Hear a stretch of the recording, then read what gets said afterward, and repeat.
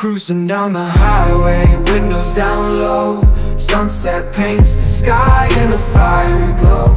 Mountains rise up, touching clouds above. Valleys below, filled with whispers of love. On this road, every seed's a delight. From sunrise to starlight, day to night. Nature's canvas, unfolding so grand. In this journey, we're living unplanned. City streets pulse with energy so bright. Neon signs flashing in the depths of night. Skyscrapers stand tall, reaching for the sky. As we pass by, with dreams flying high. No maps, no plans, just an open road. Wherever it... One eternity later.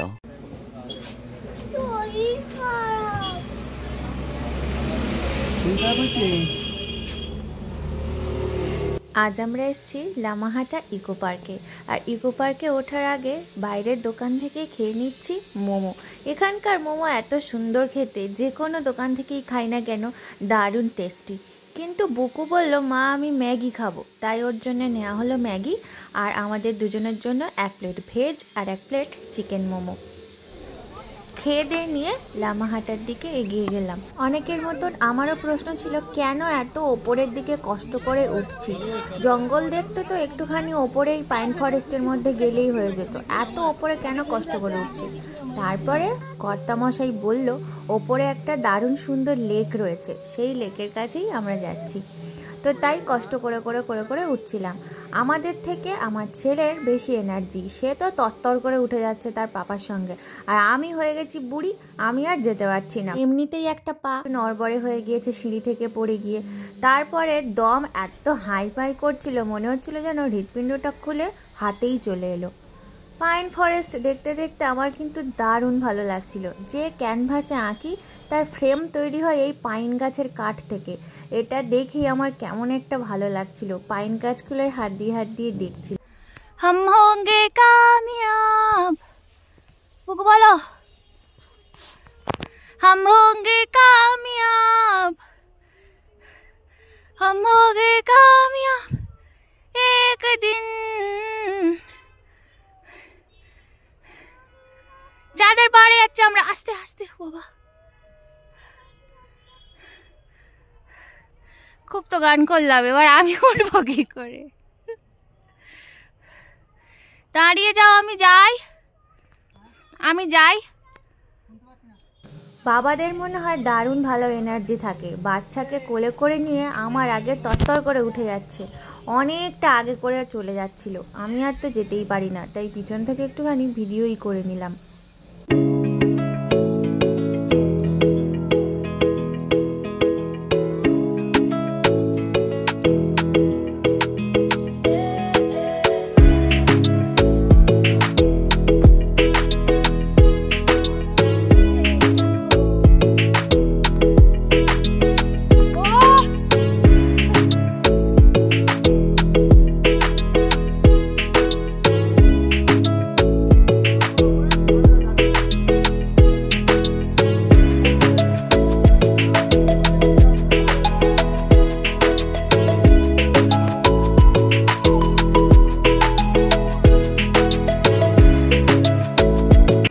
আমরা কিন্তু শেষ পর্যন্ত সেই লেকের কাছে পৌঁছাতে পারিনি। একদল ছেলে মেয়ে এসে আমাদের রাস্তাটা এমনভাবে ঘুরিয়ে ঘেঁটে দিল যে আমরা আর পথ খুঁজেই পেলাম না লেকটায় যাওয়ার জন্য। লামাহাটা ইকো পার্ক থেকে নেমে এসে না গাড়িতে জ্যামে আমরা বহুক্ষণ আটকে ছিলাম। তারপর এলাম দূরবীনধারা মনেস্ট্রিতে। মনেস্ট্রিটা তখন দেখলাম মেন দরজা বন্ধ। তো আমরা ভেবেছিলাম দরজা বন্ধ, ঢুকতে পারবো না। কিন্তু একটা অভিনব অভিজ্ঞতা আমাদের জন্য অপেক্ষা করছিল, যেটা আগে কোনো দিন হয়নি।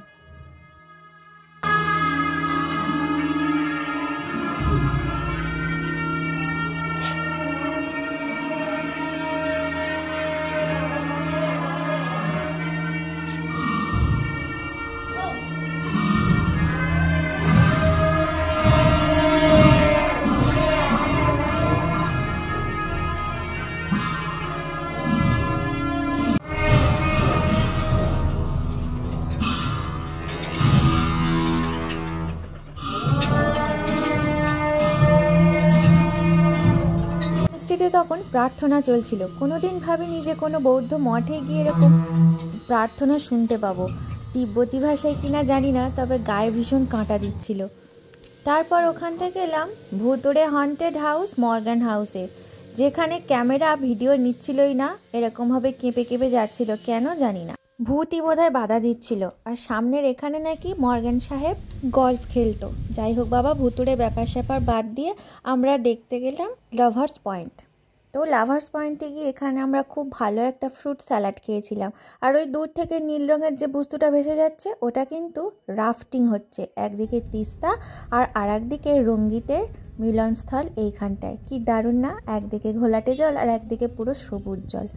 তো ওখান থেকে আবার গাড়িতে করে আমরা যাচ্ছি। ও আজ কোথায় যাচ্ছি সেটা তো বলাই হয়নি। আজ যাচ্ছি কালিম্পংয়ে, আর রাস্তায় যে কটা ট্যুরিস্ট স্পট আছে আমরা সেগুলো সব কটা দেখে দেখে যাচ্ছি। আর ইতিমধ্যে বাচ্চাটা আমার কোলে ঘুমিয়েই পড়েছে। যখন মনেস্ট্রিতে গিয়েছিলাম তখনই ঘুমিয়ে পড়েছিল, তো ওকে কোলে শুইয়ে দিয়েছি চাপাচুপি দিয়ে। নেক্সট পাইন ভিউ নার্সারিতে এসে বুকু উঠে পড়েছিল, কিন্তু তখনও চোখ থেকে ঘুম কাটেনি। অনেক ক্যাকটাস দেখেছি ইতিমধ্যেই বিভিন্ন জায়গায় বেড়াতে গিয়ে, তবে এখানকারগুলো না কি বিশাল বড় বড় ছিল। একটা ক্যাকটাসের কাঁটায় আমি আবার খোঁচাও খেয়েছিলাম। তাই যাকে যেসব কথা।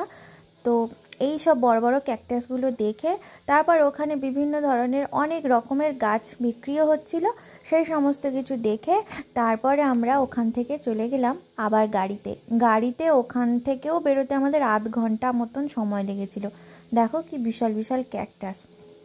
তো ওখান থেকে আমরা ডাইরেক্ট চলে গেলাম ত্রিরত্ন পার্ক। সব সময়ের জন্য এই বৌদ্ধ মঠ বা বৌদ্ধ এইসব পার্ক আর এই যে বৌদ্ধ যে স্ট্যাচুগুলো বানায় গৌতম বুদ্ধের, সেগুলো সবসময় আমাকে ভীষণ ফ্যাসিনেট করে। এই স্ট্যাচুগুলো দেখতে পেলে আমি হাঁ করে থমকে দাঁড়িয়ে যাই। কিন্তু সেই সময় বুকু আমার কোলে ঘুমিয়ে পড়েছিল আর টিপটিপ করে বাইরে বৃষ্টিও আরম্ভ হয়েছিল, তাই আমি আর নামিনি।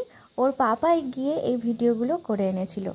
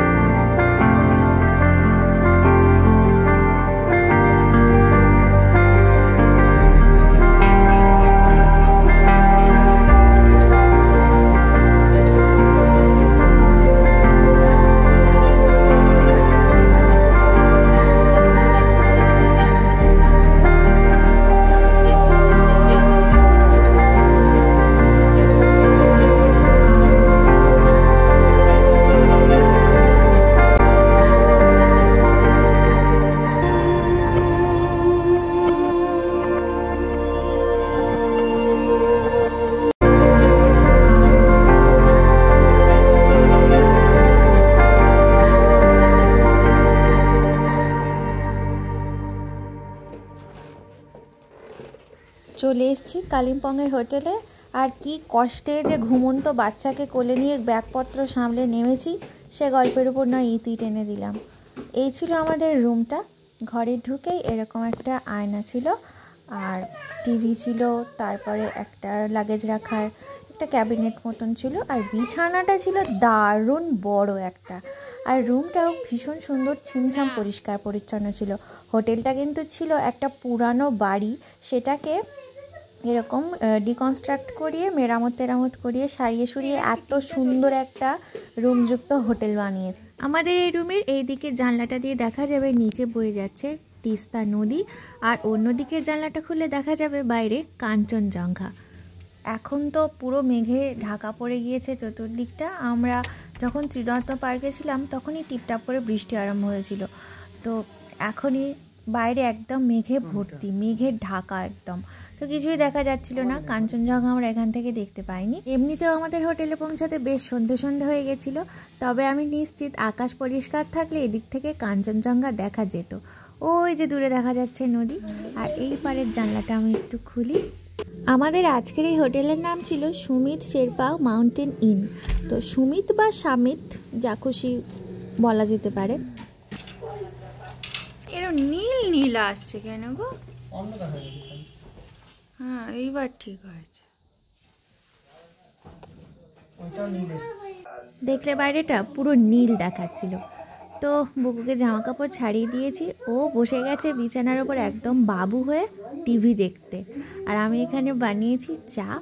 এখানে দিয়েছিল না কাঁচের বোতল, তারপরে তো চা কফি শেষে যেরকম কমপ্লিমেন্টারি থাকে সেরকম দিয়েছিল। তবে এই কাঁচের বোতলটা নিয়ে আমার ভীষণ ভয় লাগছিল, যেন মনে হচ্ছিল ঠুস করে গেল পড়ে আর গেল ভেঙে। তো তারপরে বুকুর সঙ্গে আমি একটু কার্টুন দেখে নিলাম আর আয়েশ করে বসে বসে চাটা খেলাম। খেলে কি হবে, পেটে কিন্তু ছুঁচোর দৌড় দিচ্ছিল। তাই বরমশাই গিয়েছিল ওপরে, মানে যেখানে রান্না হচ্ছে ওখানে গিয়ে অর্ডার দিতে হয়েছিল। তো ওখানে ও অর্ডার দিয়ে এসেছিলো চিকেন চাউমিন আর ভেজ স্যুপ। তো পেটে তো ছুঁচো দৌড়চ্ছিলো, আমরা তাড়াতাড়ি করে বসে গেলাম খেতে। আর খেতে বসে গেছি, বুকুর জন্য মেনলি নেওয়া হয়েছিল স্যুপটা, কিন্তু ছেলে আমার স্যুপটা না খেয়ে আমাদের সঙ্গেই চাউমিনটাই খেয়েছিল। তো যাই হোক, খেয়ে দিয়ে একটু পেটের ছুঁচোর দৌড়টা কমিয়ে নিয়ে তারপরে বুকুর পাপা শুয়ে পড়েছিল, ঘুমিয়ে পড়েছিল, আর আমরা দেখছিলাম লায়ন কিং টিভিতে। কি দারুণ মজা।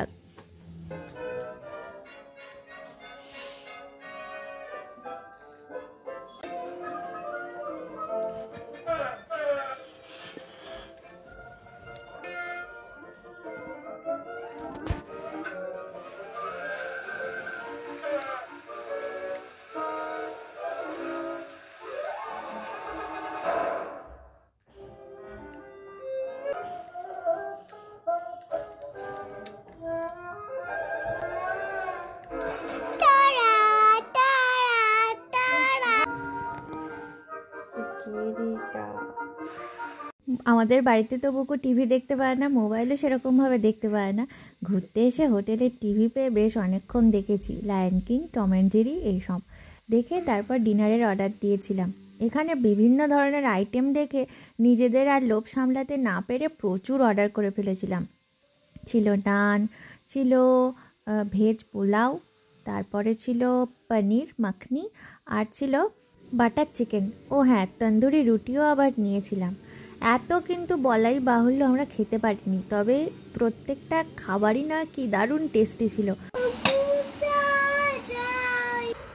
বুকু একদম খায়নি, একদম একটুখানি খেয়েছে, আর আমরা আর খেতে পারছি না। ওরে বাবা,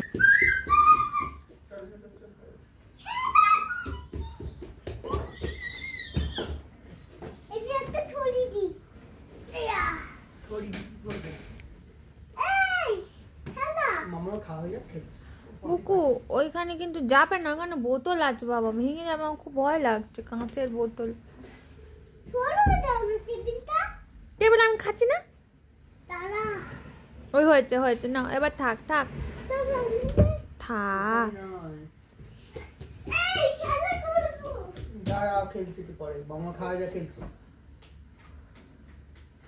অনেক কষ্টে 3 জনের খাবার আমি মোটামুটিভাবে শেষ করে, গ্রেভিগুলো খেতে পারিনি, তন্দুরি রুটিটা খেতে পারিনি, বাকিগুলো অনেক কষ্টে কষ্টে খেয়ে শেষ করে তারপরে আর নড়তে পারছিলাম না। তো আজকের মতো টাটা, গুড নাইট, বাই।